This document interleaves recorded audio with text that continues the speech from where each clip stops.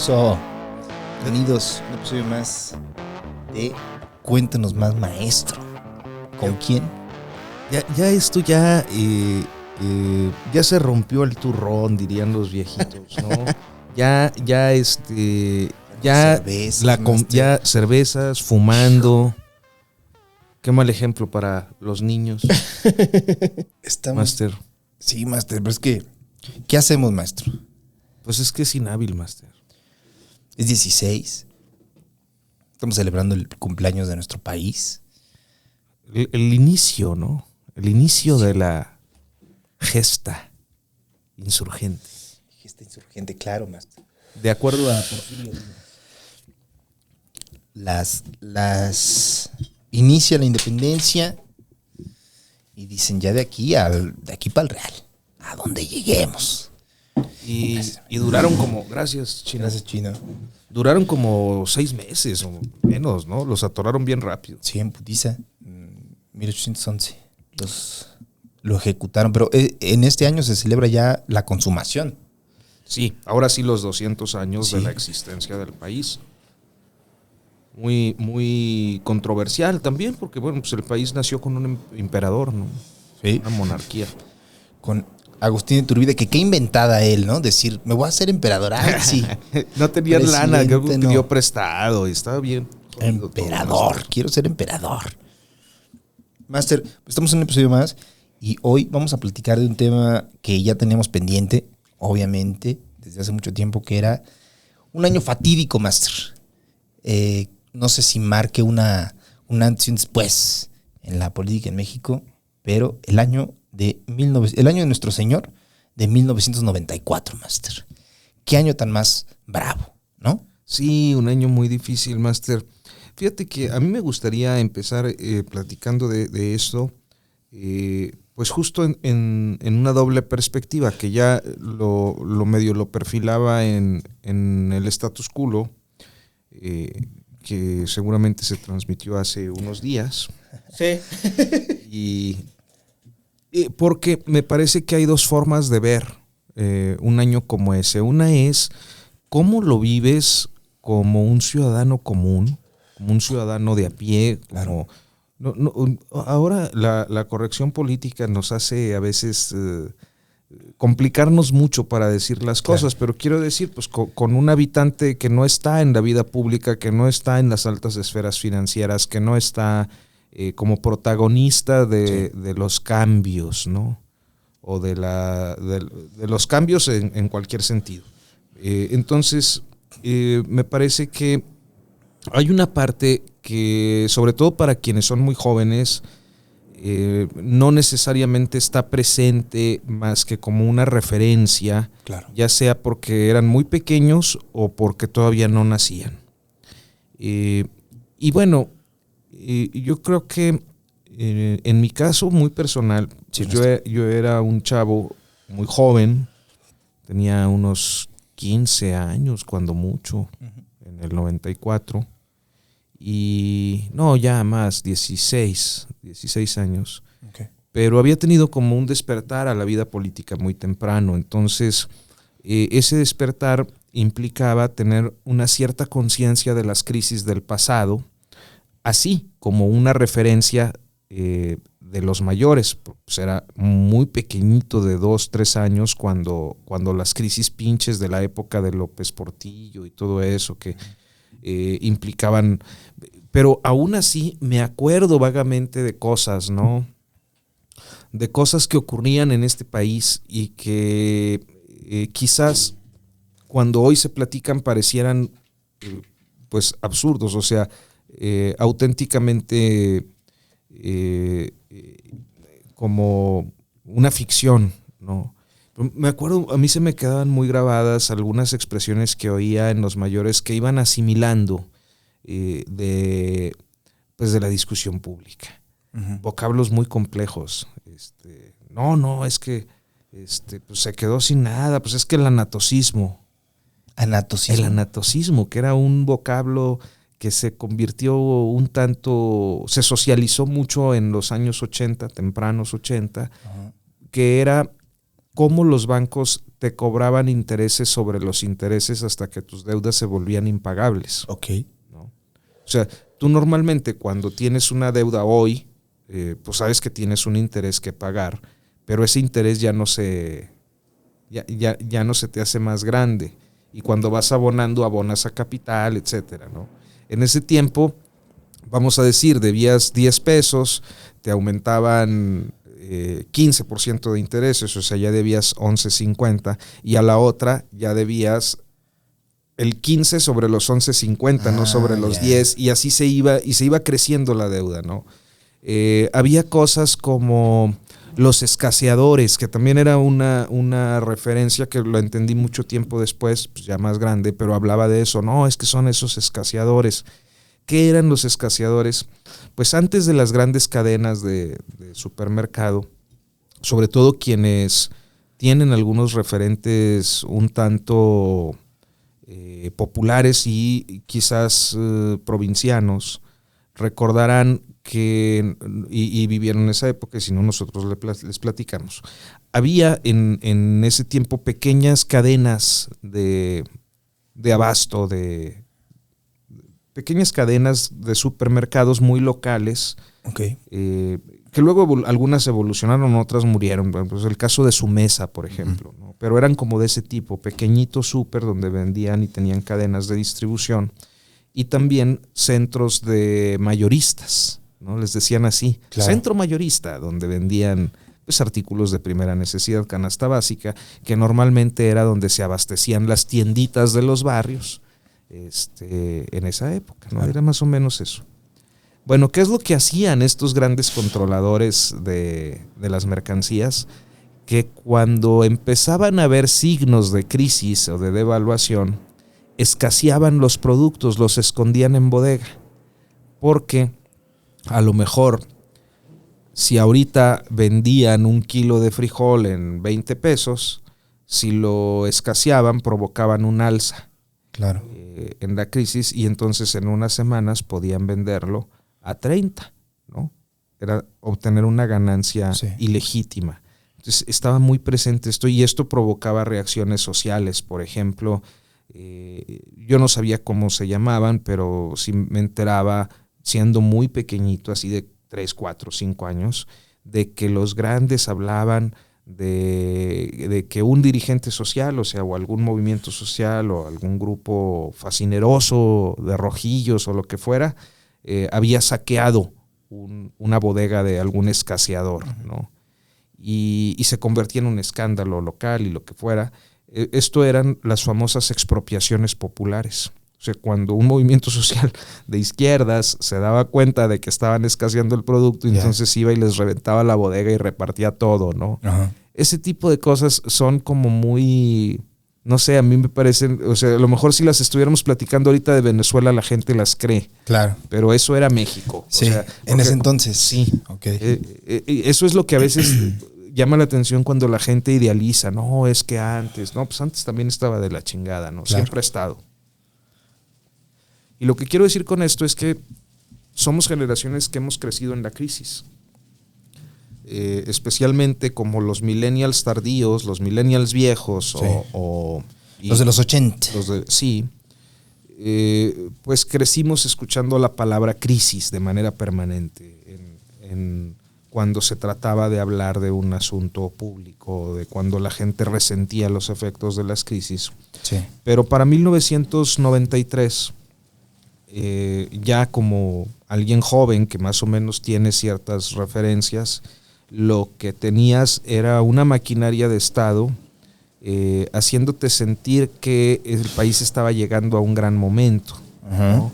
Había una cierta estabilidad económica, había aparentemente muchos beneficios sociales, el país entraba a la globalización porque pues empezaba el Tratado de Libre Comercio, se había firmado con Estados Unidos y Canadá, y era como, claro. Ay, vamos a ser como los gringos, güey, no mames, ¿no? Sí. Y entonces todo esto tenía también otros referentes, ¿no? ¿Por qué estaba pasando? Pues estaba pasando porque había caído el muro de Berlín, porque se había acabado el bloque socialista y con eso la Guerra Fría, entonces estábamos ya como en un momento del triunfo del capitalismo. Son los buenos, ¿no? Okay. El capitalismo es lo bueno y lo que viene pues va a ser mejor, ahora sí. México va en este momento. Una vez. Sí. Y entonces en esa burbuja en la que también los medios de comunicación pues contribuían de manera sistemática, llegamos a una crisis cabroncísima al finalizar, desde el inicio del 94, con el surgimiento del Ejército Zapatista primero, que es como ese choque de realidad, ¿no? Ese choque de realidad donde, a ver, sí, güey, tú que eres de los centros urbanos, que tienes televisión y lo que sea, pues ya te convencieron de que el país está a toda madre, pero no está a toda madre, ¿no? Hay gente que la está pasando de la chingada y esa gente está dispuesta a tomar las armas, claro, para que las cosas cambien. Entonces ese fue un primer choque de realidad. Yo recuerdo los reportes de la jornada de proceso en esa época, que eran los pocos que auténticamente estaban contando las realidades de las tiendas de raya, de las condiciones pues próximas a la esclavitud que había en las haciendas de Chiapas, de la discriminación galopante y abierta, expuesta en expresiones muy cabronas que hasta la fecha a mí me siguen como impactando mucho, como lo era el hecho de que los indígenas se bajaban de la banqueta para que pasaran los mestizos o criollos, ¿no? Ese tipo de cosas, pues eran un choque de realidad. O sea, no, güey, no somos Estados Unidos, no somos un país próspero, no estamos en eso. O sea, había una creencia de parte de, pues en este caso el EZLN, de que el tratado, porque es muy significativo también el día en que se levantan en armas, ¿no? Es como de decir, este tratado, lejos de beneficiarnos solamente a nosotros, nos va a empeorar todavía más. Pues sí, porque lo que estaban leyendo los zapatistas y naturalmente los líderes ideológicos que no necesariamente son indígenas, Marcos y otros que quizás no ubicamos, algunos sacerdotes que venían de la teología de la liberación, etcétera. Lo que estaban advirtiendo es que venía la caída del muro de Berlín, que la desaparición, la extinción del bloque socialista, la extinción de la URSS, pues de la Unión Soviética, iba a provocar un hipercapitalismo que iba a profundizar las desigualdades en contra del discurso que decía que el hipercapitalismo nos iba a beneficiar ampliamente. O sea, esos güeyes sí lo vieron, ¿no? Y sí estaban diciendo, no, güey, esto no es por ahí, ¿no? Y tan no es por ahí que estamos dispuestos a morir claro, para hacerlo ver. Y yo creo que en parte lograron ese propósito, en parte porque la maquinaria del aparato de Estado siempre lo ha sido en México, lo es hasta ahora, es muy fuerte. O sea, cuando el aparato de Estado te quiere convencer de algo, usa todos los recursos que tiene para hacerlo. Y entonces, pues claro, había expresiones samuelianas, diríamos, ¿no? De aquella generación. Yo creo que Samuel, quién sabe si ya andaba por ahí, quizás muy niño, ¿no? Pero eran estas ideas de que el norte y el sur son distintos. Yo me acuerdo de líderes empresariales que en aquel tiempo hablaban de separatismo, ¿no? Que decían, es que lo que necesitamos es que los estados del norte se separen de México. No somos como Chiapas, ¿no? Aquí ganamos lana, aquí tenemos industria, hemos hecho producir esas mamadas que siempre han dicho de hemos hecho producir el desierto donde la tierra es inhóspita. No mamen, güey, tenían todos los pinches recursos, ¿no? Agua y todo para hacer lo que querían hacer y lo han seguido haciendo. Pero bueno, ese era como el contexto y yo creo que para muchos... Pero sigue muy presente ahora, ¿no, Master? Hay mucha creencia de que esa mierda va a funcionar, ¿no? De parte de personas, no sé si en el norte, pero sí algunas personas que sienten que el camino hacia el progreso es el beneficio del empresario y el beneficio del gran dueño y del hacendado. Sí, porque es es un adoctrinamiento.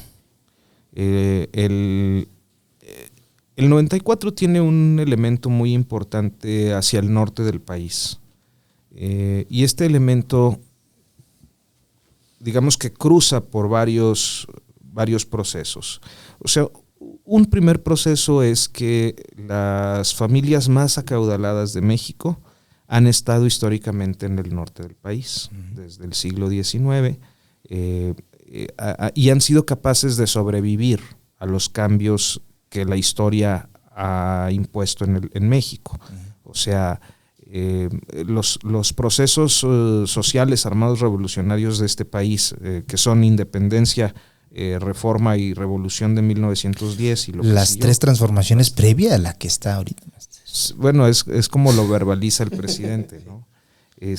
Pero esos 3 momentos, esos 3 procesos históricos,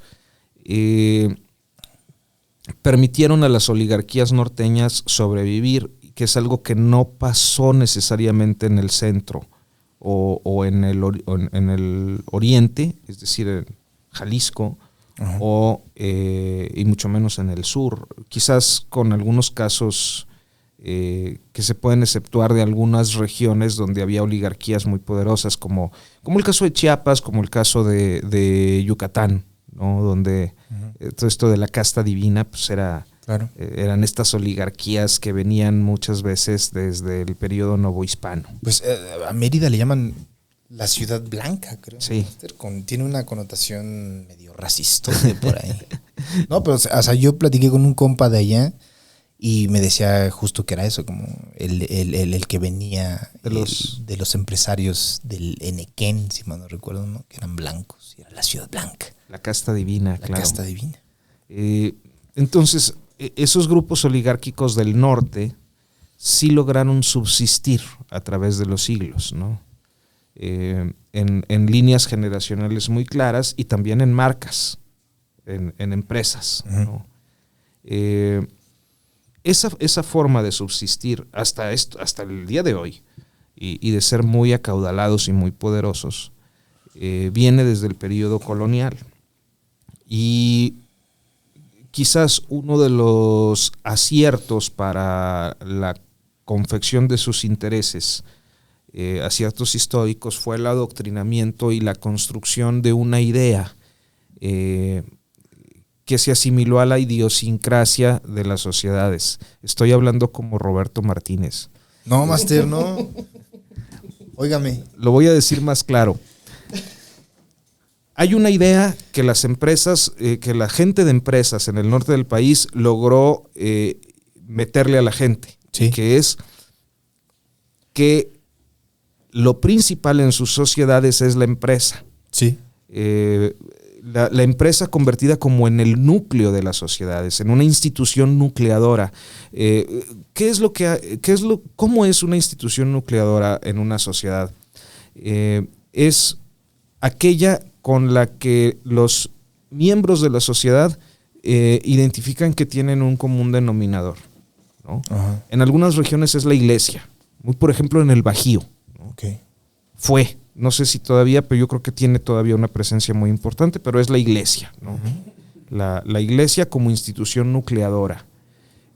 Hay lugares como la Ciudad de México, donde la institución nucleadora, por el tamaño de la ciudad, que siempre ha sido la más grande del país, claro, tiene otras, o sea que, por ejemplo, es el gobierno principalmente.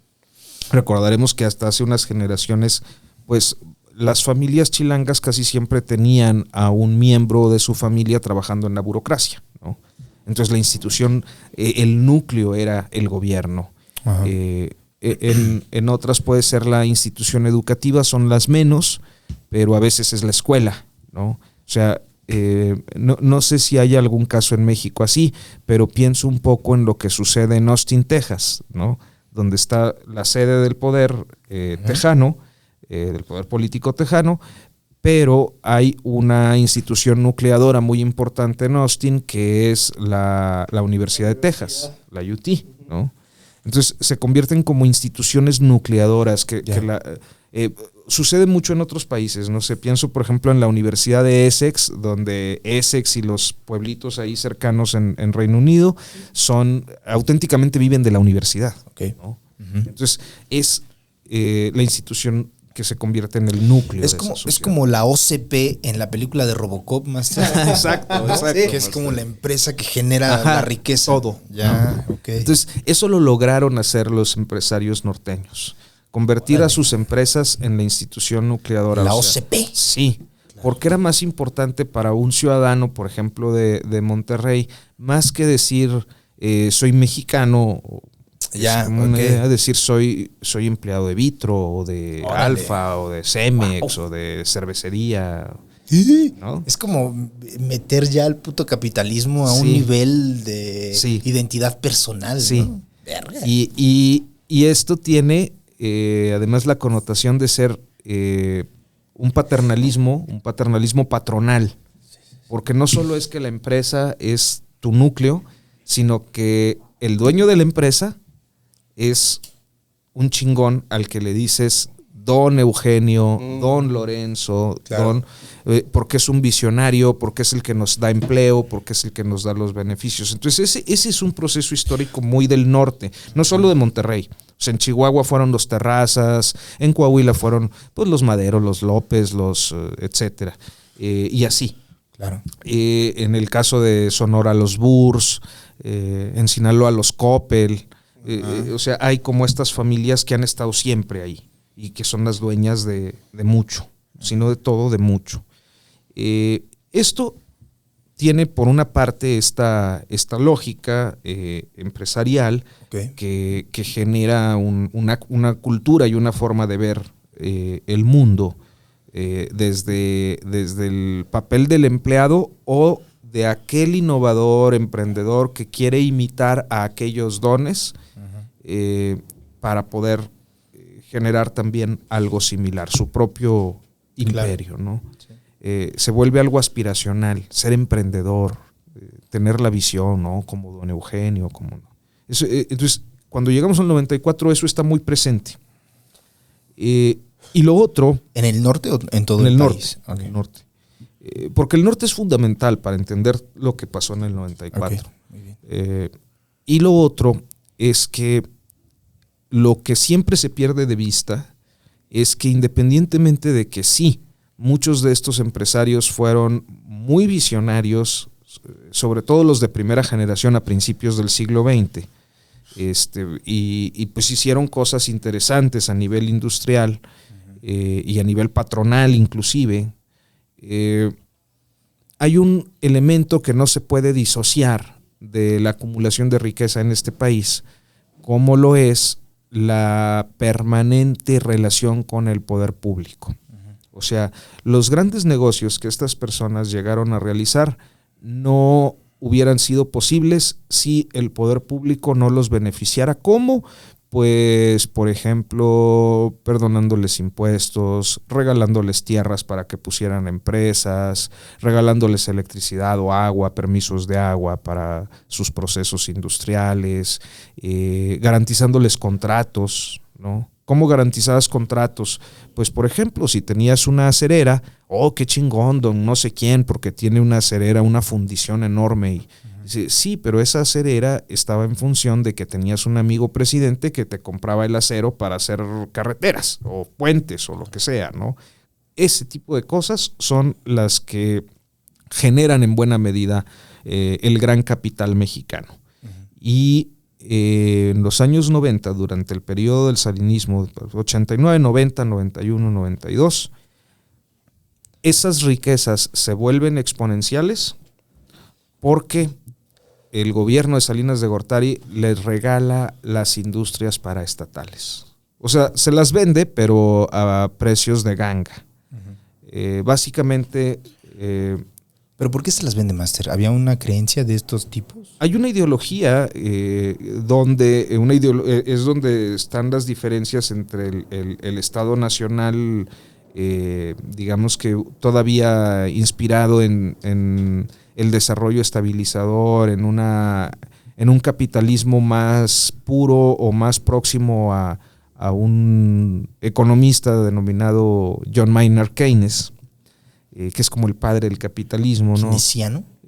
Y que tenía esta connotación de que el Estado tenía que generar y mantener el sistema de producción, generar entonces los empleos y generar riqueza.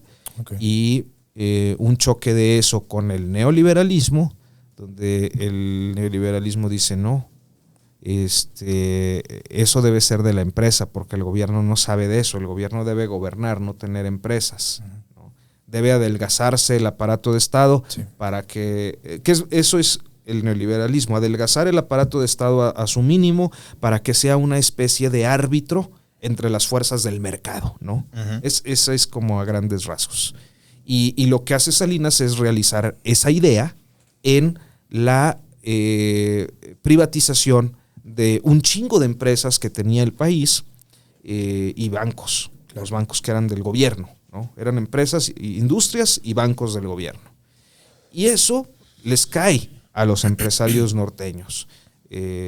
También a los de otros lugares, pero particularmente la élite norteña y de manera destacada la élite de Monterrey, pues se convierten en dueños de bancos, de empresas, de industrias acereras, etcétera, que llegan, minas.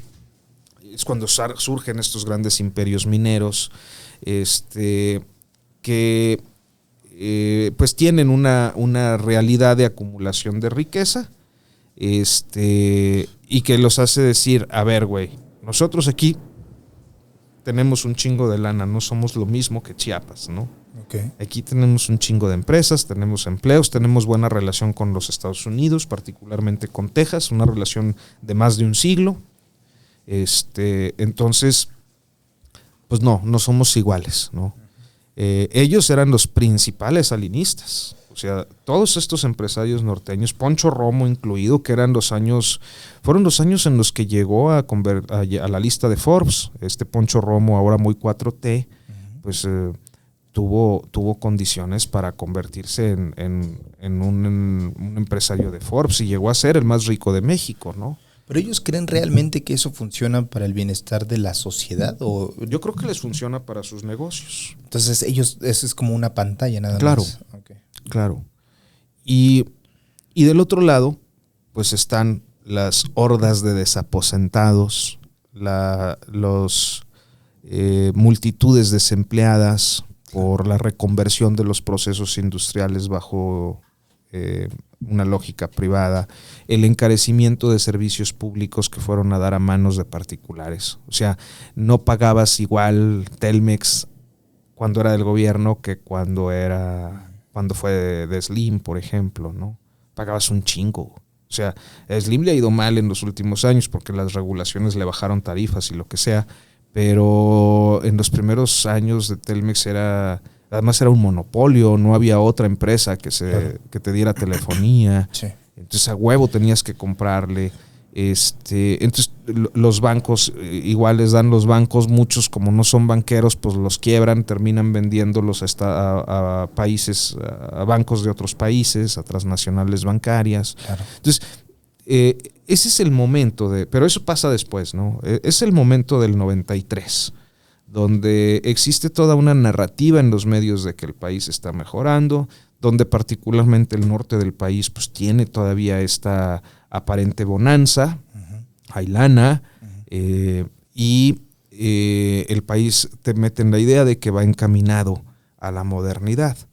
Y de repente pues surge Chiapas y te van chocando las realidades, ¿no? 94 es eso, el arranque, el inicio de la supuesta entrada al mundo y el inicio también de una resistencia contra esas políticas que estaban profundizando las brechas de desigualdad,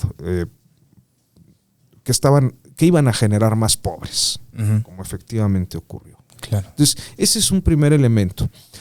Pero el otro elemento que viene también de lejos es que esta forma de ver el país, o sea, la forma de verlo desde el antiguo nacionalismo keynesiano, digamos, un poco todavía enarbolando los principios de la revolución, que tenían un sentido socialista importante,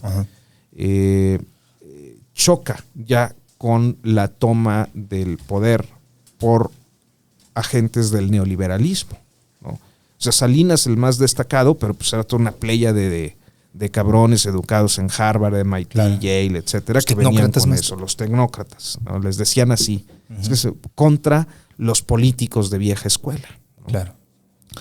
Y esa situación hace crisis ya para 1986, o sea, años antes, 8 años antes, se da la primera crisis en el choque de este modelo. Y esa crisis es que los antiguos priistas dicen, se dan cuenta de este proceso de tecnocratización de las estructuras de poder y dicen, no, güey, o sea, ya no puede ser por ahí, y lo que necesitamos es una fórmula para resolverlo, y la fórmula para resolverlo es que el presidente no decida quién va a ser su sucesor. La fórmula para resolverlo es que apelemos a la democracia y que a partir de apelar a la democracia podamos inducir la colocación de un nuevo presidente que sí tenga las miras para frenar esta descomposición del neoliberalismo que empezaba a implementarse. Y eso motiva primero una corriente dentro del PRI, encabezada por Cuauhtémoc Cárdenas, por Porfirio Muñoz Ledo, Ifigenia Martínez y otros, y posteriormente la postulación en rebeldía de Cuauhtémoc Cárdenas como candidato a la presidencia. Que se negaba al dedazo. Pero que también era el representante de este choque de ideas de país, ¿no? Porque luego todos son corruptos y ya chingar, no, güey, o sea, pues hay también como diferentes formas de pensar y de ver en la clase política. No todo es corrupción, no todo es, hay cosas que sí son evidentes diferencias ideológicas. Claro. Y en ese tiempo, ese momento del 86, 87 y luego la elección del 88, pues reflejaba el choque de dos formas de ver el país, de la de los neoliberales que venían por todo y de la de los nacionalistas keynesianos. O sea, tampoco es que fueran comunistas o socialistas, no necesariamente. En todo caso, como en el caso de López Obrador, tampoco podemos pensar que sea un socialista, podemos pensar que es un keynesiano con ciertas convicciones sociales, que es más o menos lo mismo de este grupo. Y entonces, eso que ocurre en el 88, en 86, 87 y 88, es, además de ser todo lo que ya hemos dicho, es también reflejo de un agotamiento del modelo del dedazo, de la hegemonía política, de la ausencia de representación. O sea, en México se supone que vivimos una democracia representativa, donde tú como ciudadano votas, eliges a un güey para que administre lo... Pero todo era como un descontento más bien del partido, ¿no? O sea, había descontento de la sociedad, pero es un enfrentamiento dentro del partido, de facciones, ¿no? De facciones con las que puede o no encontrar cierta simpatía social, ¿no? Porque eso también tiene mucho que ver con las formas de comunicar. O sea, creemos que hubo un fraude en 1988 porque era evidente y notoria y pública la esperanza que generó Cuauhtémoc Cárdenas en ese año concreto, ¿no? O sea, sí había gente que decía sí, porque además es el hijo de don Lázaro, y don Lázaro, pues todo lo que hizo, el general, repartió tierras, expropió el petróleo, convirtió a este país en una cosa distinta, ¿no? Entonces sí, o sea, sí es un choque de poder, de grupos de poder, pero sí es un choque de grupos de poder que sí tiene representatividad. O sea, sí permea, ¿no? Si lo pusiéramos en los términos de hoy, por ejemplo, quizás el gran liderazgo de la oposición en estos tiempos de 2021 sea Claudio X González. Pero es muy difícil que Claudio X González pueda tener algún tipo de empatía social o de representatividad, ¿no? O O sea, no representa más que a una élite, sí, o a un grupo de élites descontentas. Pero en ese momento el choque de poder sí tenía un sustrato social importante, sí, que encausaba también el descontento. Claro.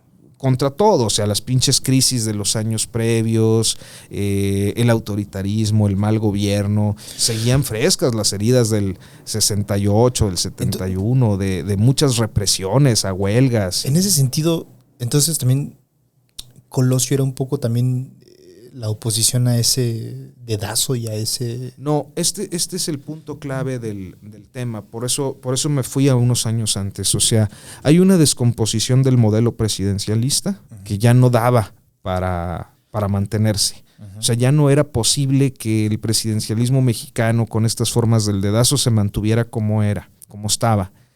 Y al concluir Salinas, yo creo que se dan cuenta de esto en noviembre, diciembre del 93.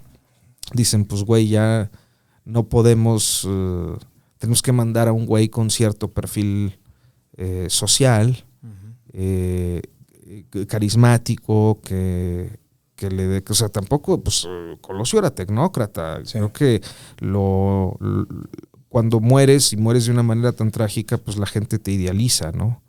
Pero pues era lo que era. Sí. O sea, era un neoliberal. Él fue electo por Salinas, ¿no? Él fue impuesto como candidato por Salinas, eran, sí, grandes amigos, y llega como candidato en un momento de crisis total del sistema político priista hegemónico. O sea, una crisis total que, primero, si en ese momento las elecciones hubieran sido de a de veras, como no creo que lo fueran, es posible que Colosio hubiera perdido. O sea, okay, dos suposiciones. Una, que el sistema fuera democrático de a de veras, ajá, y que a Colosio no lo hubieran matado, creo que hubiera perdido, ¿no? Era muy difícil que alcanzara la presidencia. Okay. Y es posible que Diego Fernández de Ceballos hubiera sido presidente en ese momento. Claro. Pasó algo muy raro. Fernández de Ceballos, empezando a tomar ventaja y a convertirse en el candidato favorito, se desaparece. O sea, ya cuando gana el debate y va como, uh-huh, desaparece, ¿no? Más adelante, porque esto es como la campaña ni había iniciado, creo, ¿no? Estaba como en eso, empezando la campaña presidencial. Uh-huh. Entonces yo creo que Colosio iba mal. Había un favorito que era Manuel Camacho, que era el más socialista del gabinete salinista. Y jefe de gobierno de la ciudad. Regente. Muy progre, mentor hoy de otro presidenciable que es Marcelo Ebrard. Marcelo Ebrard Casaubon. Y entonces hay esta descomposición donde, digamos, el ala progresista del PRI es desplazada. Uh-huh. Los grupos de poder dentro del salinismo están en franca confrontación, y entonces ocurre algo inusitado, algo que no se presentaba desde los años 20. O sea, desde que fue el asesinato de Álvaro Obregón, uh-huh, no había ocurrido que a un, pues prácticamente candidato presidencial, prácticamente presidente, sí, lo mataran. Y entonces es asesinado. Esto... Master, yo tengo una pregunta, sí, perdóneme. Cada presidente que llegaba, ¿su corriente ideológica se volvía la dominante y la élite dentro del PRI? A veces sí, pero también había muchos equilibrios. Porque, o sea, lo que entiendo más bien es que si esto era así, entonces, si la corriente salinista en ese entonces era la dominante y la élite en el PRI, no tendría por qué haber pasado lo que pasó.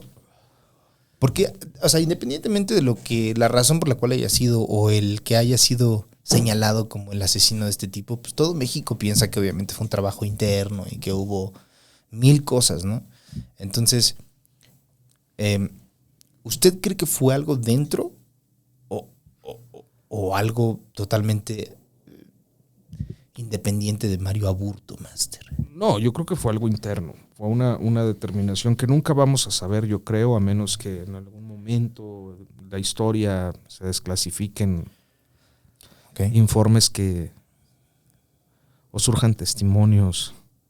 Pero esa historia se ocultó, sí, como todos los magnicidios. Claro. En ese caso concreto, a mí me parece que es bien importante ver, cuando uno voltea a ver la historia política, para explicarlo no siempre es fácil, porque hay prejuicios, ¿no?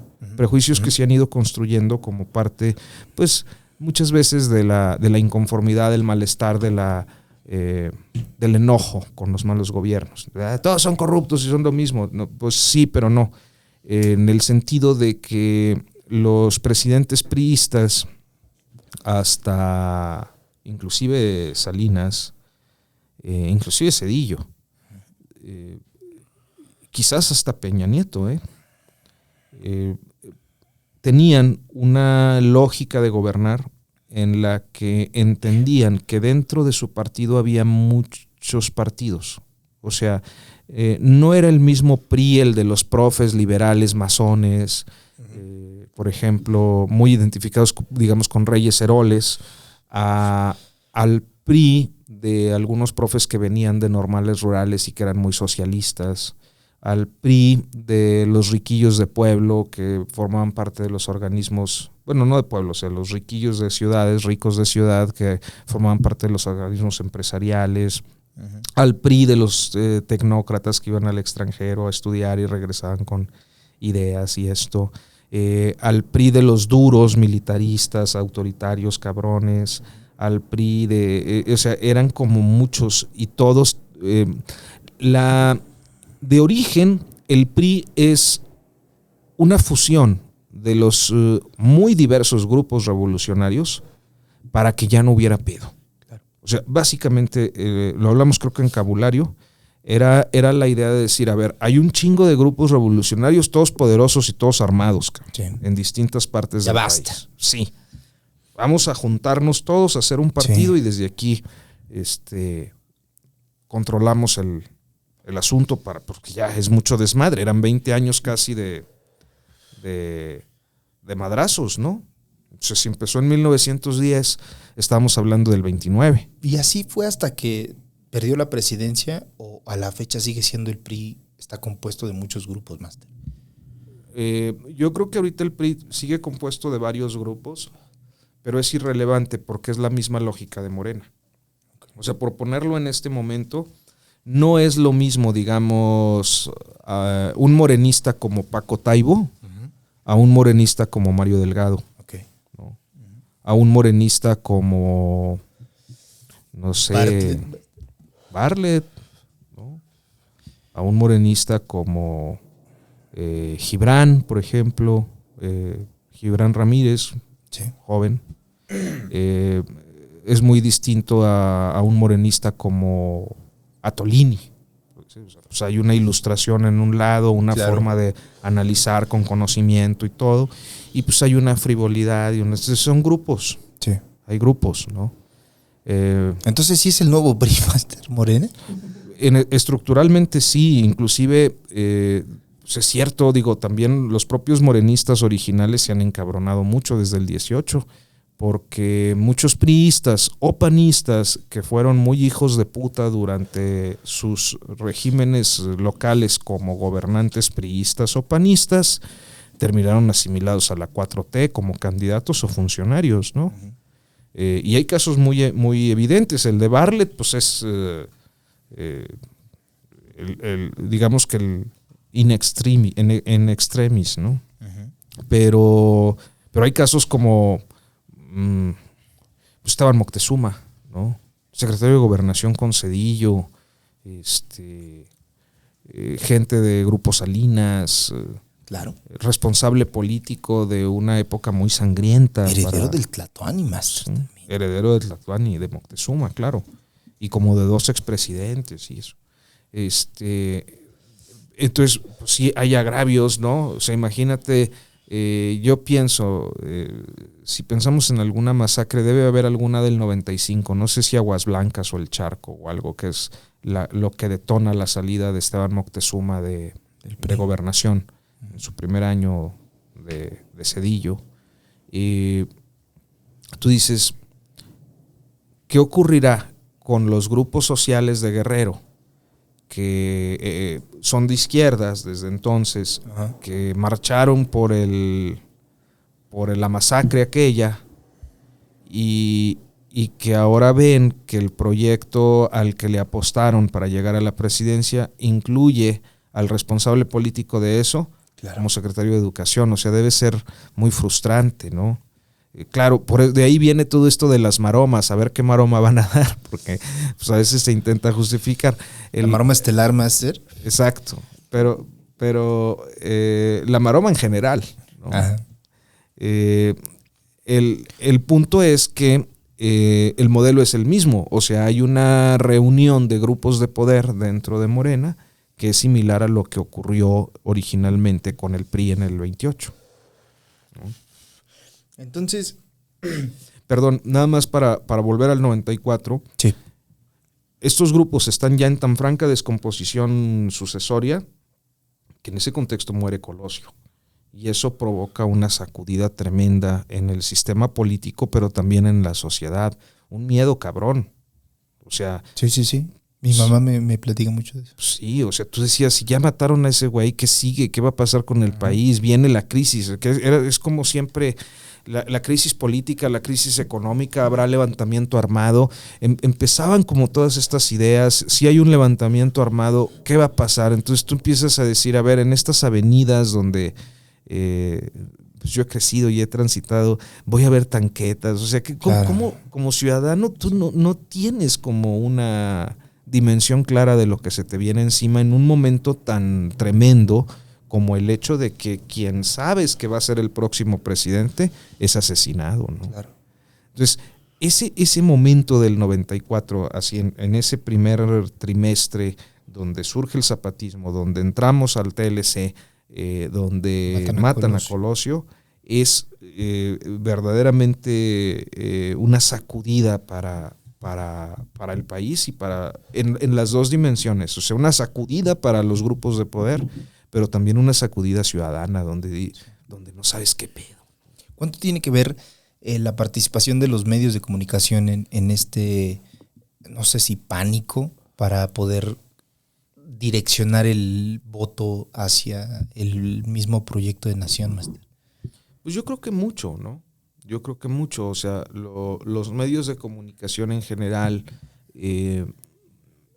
a través de su historia de un siglo, básicamente, porque esto también es como importante dejarlo claro. El presidente suele decir, no, los grandes periodistas de la época de la Reforma, no, o sea, no. El periodismo mexicano tiene un siglo. Los de la Reforma no, eran, o sea, sí hacían periodismo, más bien hacían como publicaciones donde hoy las diríamos panfletarias, ¿no? Okay. Muy elocuentes y articuladas. ¿Pero beneficiaban a uno o a otro? Exacto. Grupo? O sea, eran conservadores o liberales, eran juaristas o conservadores.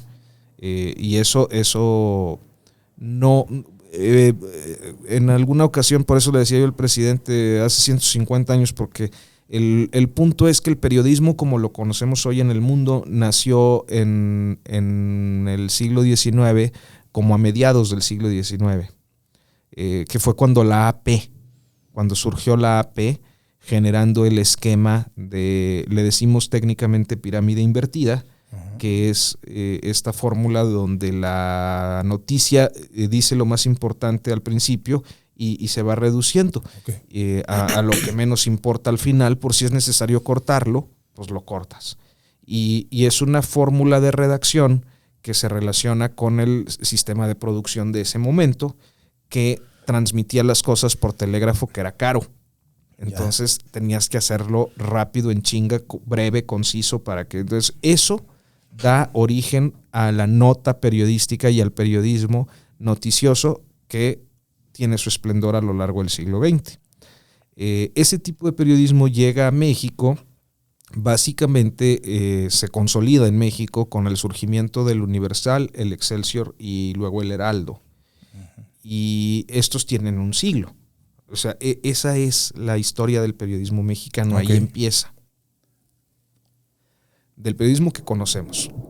Y toda esa expresión periodística de origen está definida ideológicamente a favor o en contra de alguno de los caudillos revolucionarios y luego se somete a la voluntad presidencial a partir del encumbramiento de los caudillos revolucionarios con la revolución institucionalizada. Entonces, los medios a lo largo del siglo XX, mayoritariamente, o sea, porque hay como casos muy poco conocidos la mayoría, pero hay casos muy breves o efímeros o extintos de la historia de ejercicios de libertad. Y para los años 90, lo que ocurría es que Salinas repartía lana y negocios como no tienes idea, o sea, era auténticamente el gran momento de los medios y el gran momento del dinero público circulando en los medios. Entonces ellos siempre, la mayoría, eso era lo que hacía la diferencia con Proceso y en ese tiempo también con La Jornada, porque eran los que no estaban alineados, ¿no? Sí. Eran los únicos no alineados y los demás pues estaban reproduciendo el discurso del poder. Y el discurso del poder decía, necesitamos darle certeza a esto y los únicos que tienen, o sea, no es momento para improvisar. Claro. O sea, para decir, vamos a traer a uno nuevo para un cambio. No. Esto. Los que ya le saben, para que arreglen. Claro. Sí. Y pues no arreglaron. Sí, mi mamá me platica mucho eso, o sea, como que era una narrativa de decir, o sea, para ella que era ciudadana de a pie, obrera, pues eso, o sea, no podemos permitirnos ahorita estar viendo a ver quién, o sea, seguir con el pedo y darle al que sabe cómo es este pedo, darle todo. Y que lo arreglen y ya veremos, ¿no? Sí. Cosa que no ocurre, porque lo primero que sucede, llega la elección, llega Zedillo, es también un momento muy crítico. Hay que recordar que en los años previos, como parte de la descomposición del modelo del sistema hegemónico priista, pues Salinas cedió cosas, ¿no? ¿Qué cosas cedió? Gubernaturas, Baja California, luego pues Guanajuato. Fue la primera que ganó un partido distinto, ¿no? Exacto. Marco Rufo Appel era el gobernador.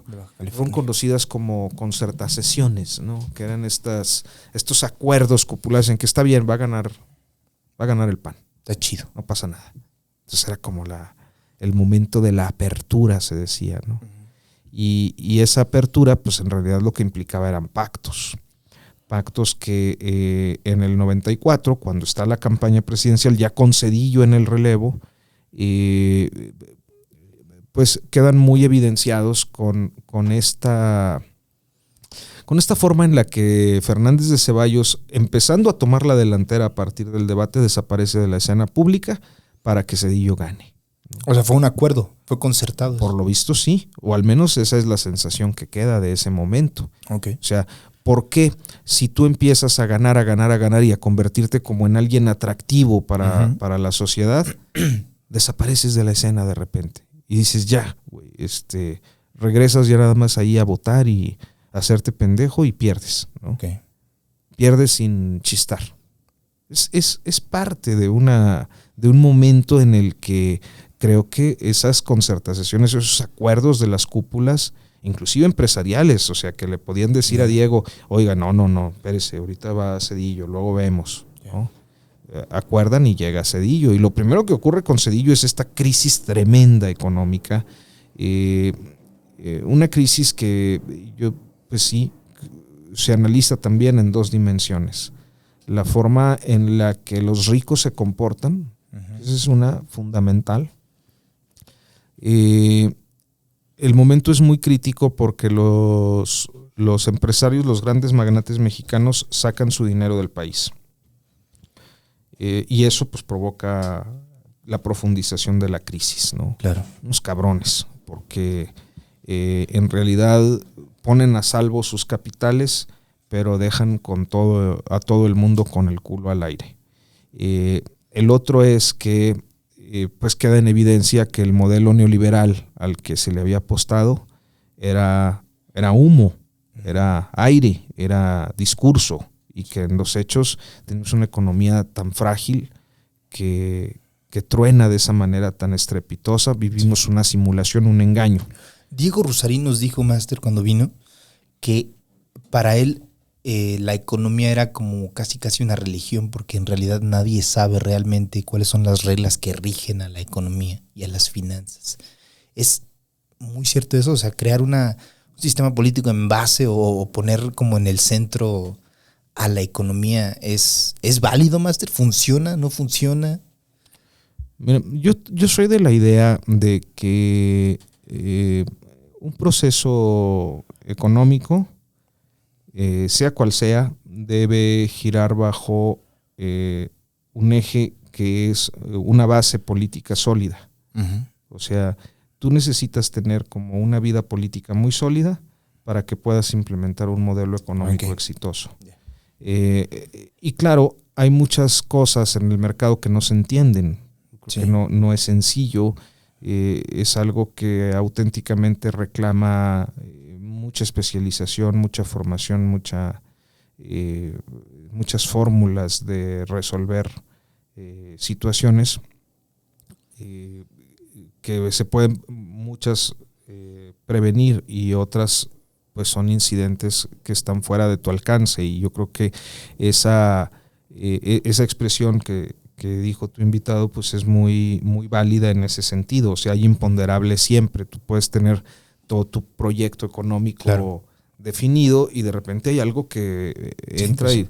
El caso de López Obrador es ese. O sea, López Obrador dice... O el caso del barco que se quedó atrapado en el canal de Suez, que paró la producción. Pues sí, son como cosas que a ver, cómo este episodio... en el caso de López Obrador le tronaron 2 el año pasado, ¿no? Dos, ¿Pandemia? Pues uno es la pandemia y el otro es un error cometido por la representación mexicana en la Organización de Países Exportadores de Petróleo, uh-huh. que provoca una caída en el precio impulsada desde Medio Oriente para castigar a México por mamón, ¿no? Básicamente, o sea, porque se puso, o sea, fue una expresión, fue una expresión donde la secretaria de Energía mexicana no quiso firmar un acuerdo de producción que se estaba estableciendo. O sea, básicamente era esto: tenían que establecer una producción tope para bajar la producción y poder elevar un poco el precio. Y México se resistió, ¿no? Y entonces hizo ahí medio un berrinche y una expresión muy rara, porque además fue en un inglés pésimo y se malinterpretó todo, y de todas maneras no firmó, y entonces al último terminó firmando como tenía que pasar al siguiente día. Pero pues el Medio Oriente es cabrón, ¿no? Sí. ¿Cómo ves? Aparte tienen todo el petróleo también estos vergas. Sí, controlan el precio. Entonces hay errores. La crisis del 94 es un error.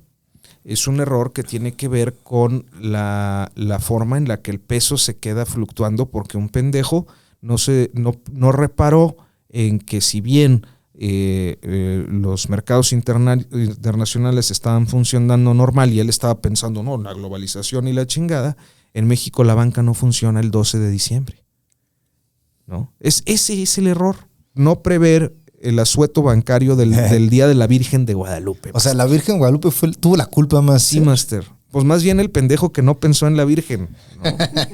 ¿Sí? Es que la Virgen. ¿Alguien quiere pensar en la Virgen? Por favor.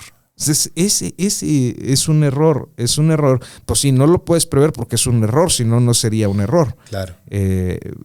Pero habla de cómo estos tecnócratas y esta clase política, naturalmente con un episodio tan menor como es el haber dejado una operación abierta durante más de 24 horas, devino en una crisis tremenda para una economía que en realidad era simulación, que estaba con alfileres, que no era el gran éxito económico que nos estaba diciendo el presidente Salinas en esos años. Entonces, ¿lo hicieron pensando que la economía iba muy bien?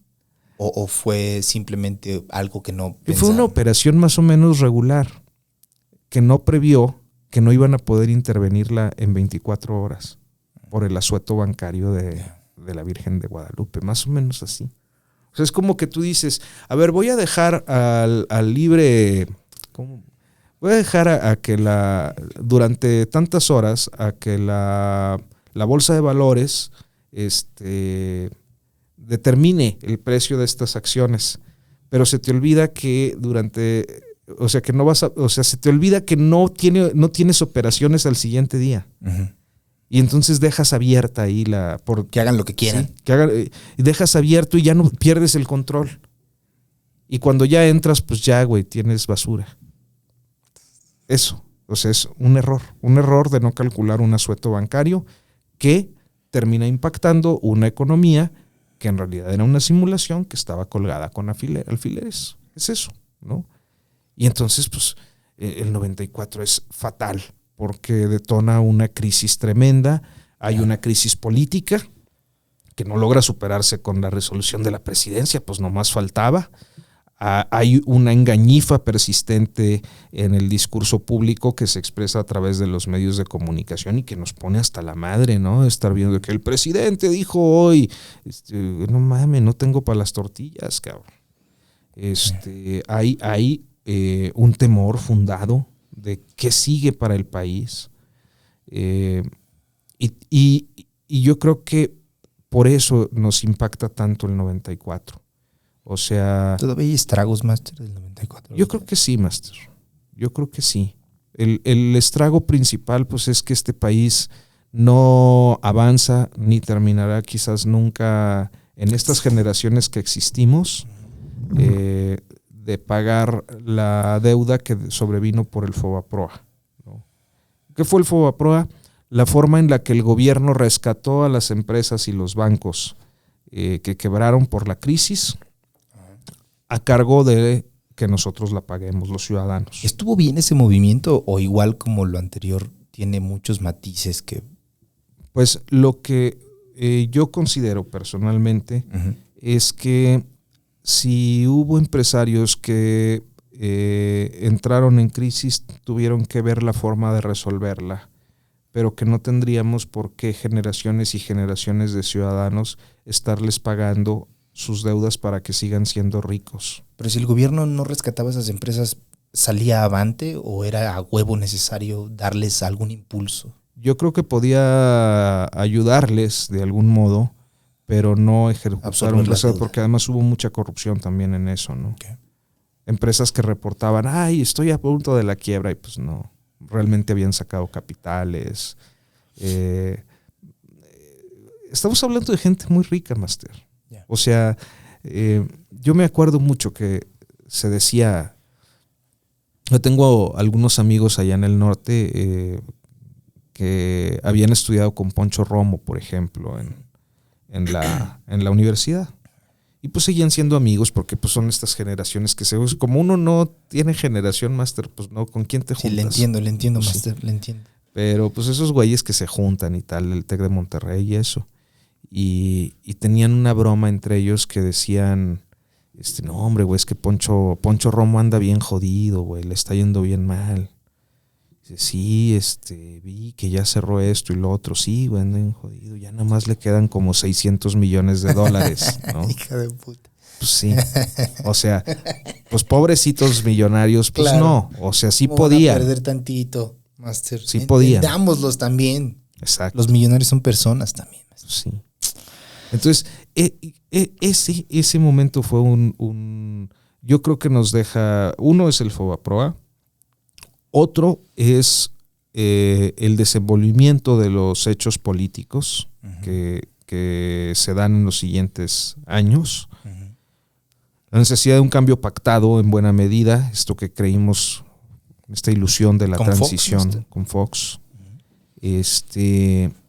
Y bueno, a final de cuentas, creo que en muy buena medida también tenemos que observar que muchos de los actores de esa época siguen vigentes o han seguido vigentes hasta años muy recientes, por sí o por relevos generacionales, ¿no? O sea, con Peña Nieto lo vimos con todo el relevo generacional salinista.